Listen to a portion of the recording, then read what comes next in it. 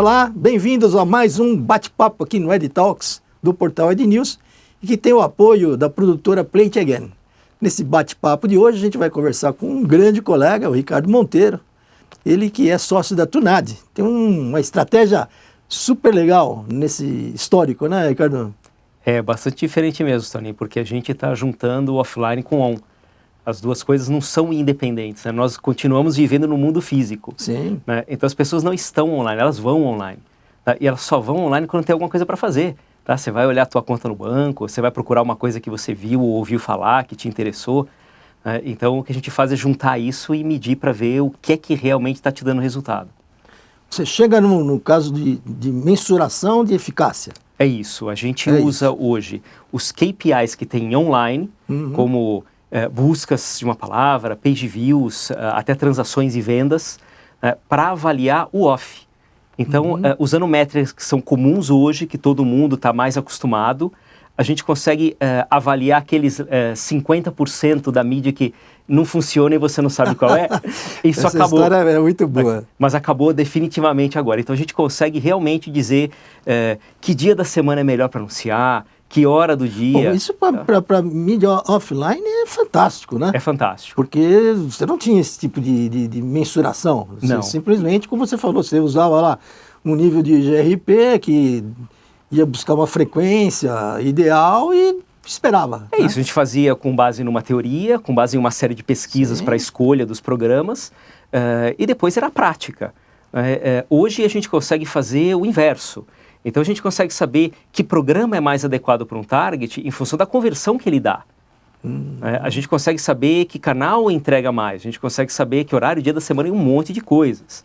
Então é usar uma métrica moderna, para avaliar uma coisa que as pessoas hoje não têm ideia, que é o efeito que você tem, por exemplo, da televisão, do rádio para o online. São meios que são a maior influência para todo online. A gente sabe que hoje, por medição, que a televisão é 62% de tudo que acontece no curto prazo. Incrível. É muita coisa. De fato, ainda é muita coisa. Ainda é muita coisa. E o ideal é que você consegue ter uma estratégia em função dessa informação. Né? Você pode, a partir disso, reformular, ajustar, aprimorar. Exatamente. A gente consegue otimizar tanto a campanha off como a campanha on. Então, se você fez a negociação com o canal, você tem um dinheiro para utilizar. Dentro daquilo, você pode mudar os programas que você está utilizando para te dar mais retorno. Você pode mudar o dia da semana, por exemplo. A gente sabe que para um banco, o fim de semana tem muito menos interesse que o dia da semana. Então, você vai botar mais dinheiro durante a semana. Uma coisa que nós vimos muito interessante, cafés. A venda de cafés ocorre depois do almoço. Porque é quando você está com vontade de tomar café. Aí, de repente, você lembra, putz, eu preciso comprar, tem que repor a minha cápsula, você vai procurar. Então, o Prime Time, ele funciona para a entrada do funil. Page Views cresce muito no Prime Time. Mas, então, você anunciar no Prime Time, você anuncia o quê? Você faz a construção de marca. E tem um preço mais elevado, né? Você pode otimizar, se você tem... Mas para construção de marca ele vai muito bem. Mas você não vende ali. A venda vai acontecer depois do almoço. Então, o que você faz? Você faz uma campanha de construção de marca que você põe no Prime, e depois você vende na hora do almoço com outro tipo de conteúdo. Então a gente consegue olhar essas nuances todas e entender o que funciona. Isso vale para TV aberta e vale para TV por assinatura também? Vale para televisão aberta, por assinatura e para rádio também. E para rádio também. É impressionante quando você vê, assim, é lógico que a rádio tem menos pessoas do que a televisão, tem menos algo assim, mas ela pode converter muito mais. Então, você usando dentro daquele alcance como parte do plano que você constrói a sua estratégia, é excelente, a rádio pode ser fantástica também. E o rádio tem esse lado interessante, que você às vezes está conectado, né? Você está ouvindo o rádio, mas você também tem acesso ao mesmo tempo... A dados, né? E falando em dados, aí você trabalha com uma base de dados?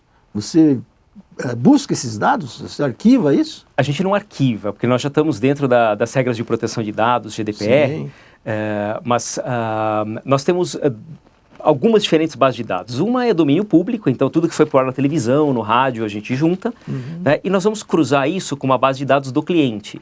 Então pode ser uma conta dele de BI de Google Analytics, ou de Adobe, ou qualquer outra plataforma do mercado, tá? Ou buscas que fazem em Google. Isso fica cacheado só durante o tempo que está sendo usado e depois joga fora. Então a gente não guarda esses dados, exatamente para não ter nenhum risco com um dado que é confidencial. Estamos agora há menos de um ano da lei, né, de proteção de dados, em agosto de 2020. E tem regras realmente são estritas, né? Tem multas altas, pesadas. Nossa, 2% do faturamento da empresa até 50 milhões de reais por caso. Exatamente. É um modelo que tem que ser repensado. É por isso que nós pensamos bem em fazer uma plataforma que já começa correta. A gente não tem problema nenhum tipo de vazamento de dados, que a gente simplesmente não guarda. Tá? E os dados que nós temos são domínio público. E o que a gente faz com isso é entregar para o nosso cliente uma análise completa, uma ferramenta completa, onde ele pode entender como ele otimiza a campanha online dele e como ele otimiza a campanha offline. Para você saber que essa peça ela vai ser analisada, essa peça offline da televisão, como é que você faz?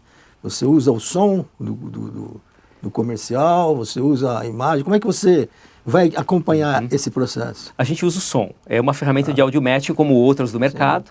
A nossa ferramenta hoje ela tem 99,99% de acuracidade em tempo real, porque é o que a gente precisa, né? Nós não somos uma ferramenta utilizada para checking, não é o nosso negócio. O nosso negócio é, aquilo foi para o ar, então neste momento eu vou ver o que aconteceu, por exemplo, você não vai somar para estabelecer estratégia? Não, a quantidade de inserções, eu estou dizendo. A gente até sabe o que tem, isso independe, então a gente tem todo o registro, mas o que a gente usa é inserção por inserção, o que aquela inserção causou de efeito no KPI do cliente. Tá? Seja ele venda, seja ele a entrada do funil com page view. Então a gente consegue entender, olha, isso aqui foi para o ar. Então, para um cliente nosso, por exemplo, nós medimos uma ação de Big Brother. E aquela ação de Big Brother crescia a entrada do funil dele em 350%. Estourou o call center. Então a gente consegue ver isso tanto visualmente em gráfico como numericamente. Então a gente consegue dizer, olha, tais programas, tais canais, tais horas, tais dias, esses são os melhores para entregar este seu objetivo agora. Você chega nesse nível de um ROI, como você estava dizendo, você minimiza o desperdício. Exatamente. E tem a certeza do retorno do investimento. Exatamente, é isso que a gente faz. A gente otimiza o retorno do investimento em curto prazo e em longo prazo. Que é você otimiza uma campanha on agora, porque nós sincronizamos aquele spot que vai no ar na televisão, tipo, comercial apareceu, ou mais ainda, a gente tem uma ferramenta de contexto. Então, pode ter sido falado agora, por exemplo, no Jornal Nacional, falaram agora sobre um determinado tema. Eu consigo sincronizar a campanha online com aquilo. Então, eu altero o bid em tempo real da campanha online, eu starto uma campanha que está pausada, para responder aquela coisa que aconteceu na televisão na hora. É instantâneo. E aí já mede o efeito imediatamente. Esse controle de você sincronizar, né, o off com o on, você que faz? Você que dispara o online? Então, a plataforma faz isso, mas ela foi feita para ser utilizada pelo cliente. Então o cliente ou sua agência, eles criam um depara. Então, se este comercial for para a televisão, empurre esta campanha online. Se esse outro for, tais canais. Em tais canais, você pode escolher o que você quiser. Você pode fazer por dia da semana, por hora do dia, por canal, você programa como você quiser. Então é um depara. Então você começa a juntar coisas. Interessante. E a relação comercial? Como é que se cobra? Isso é um fee fixo mensal, evoluindo agora para um success fee. Porque o que faltou para nós no passado, para a gente não ter começado com Success Fee? É não ter os cases quando a gente começou, que é natural.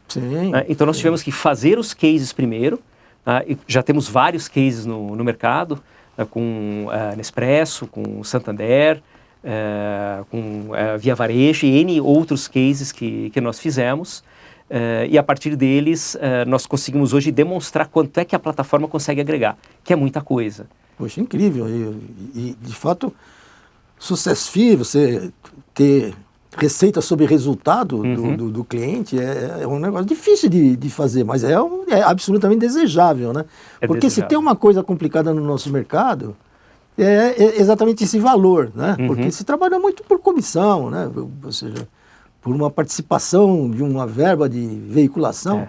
E você começa assim, até o ponto que você tem credibilidade suficiente para poder ir para um outro nível. Claro. Então hoje nós conseguimos... quase essa consultoria, como você falou. Exatamente. Um FII de consultoria de trabalho, né? de apoio. Né? Isso, porque o Success Fee não te dá nada garantido. Então você tem que ter cacife para poder bancar. Sim, às vezes pode ter até um erro do contratante. Ele pode estar cometendo alguns erros e você...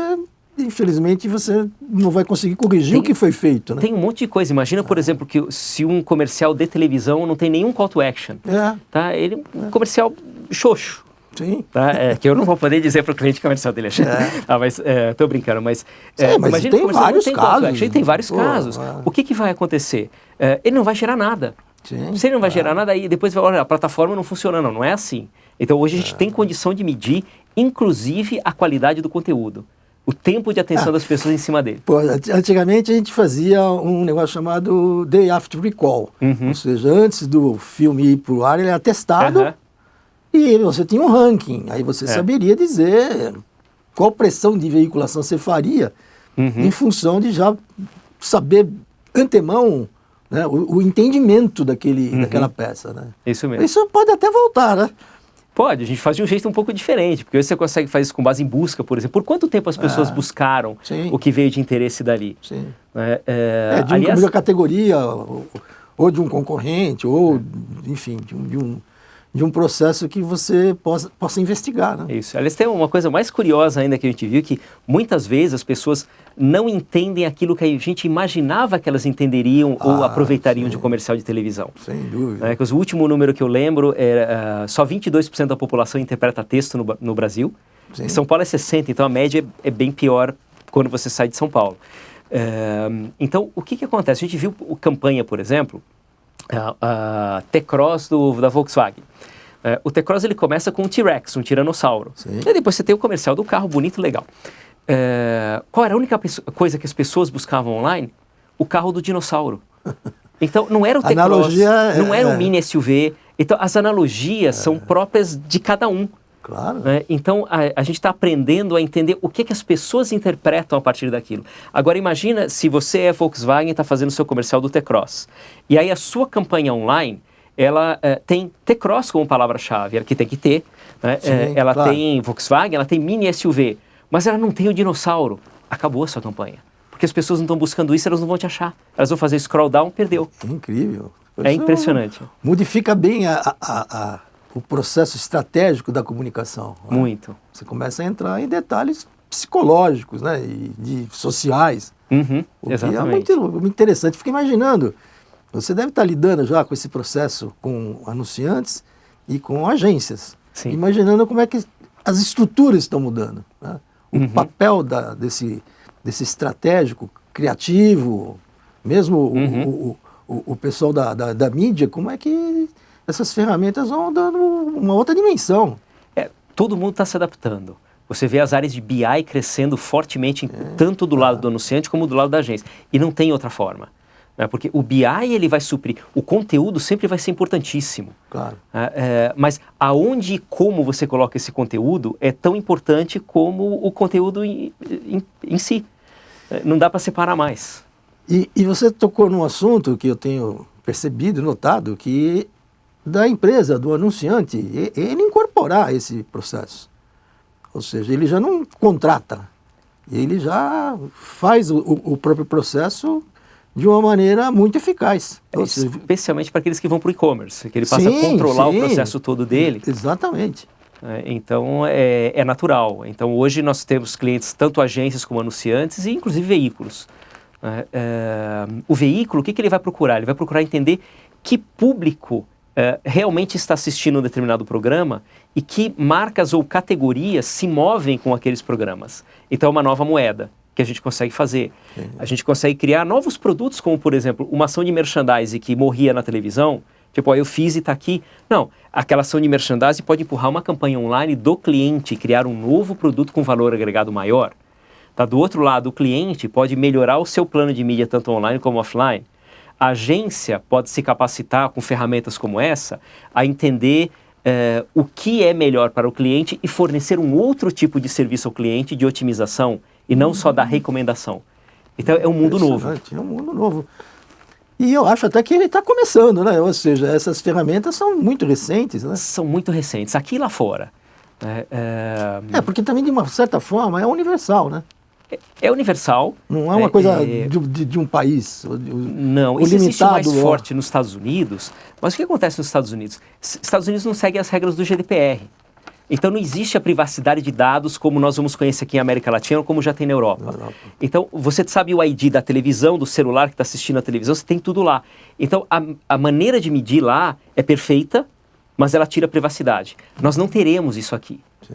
Então nós fazemos correlações diferentes. Então o modelo dos Estados Unidos não necessariamente serve aqui. Entendi.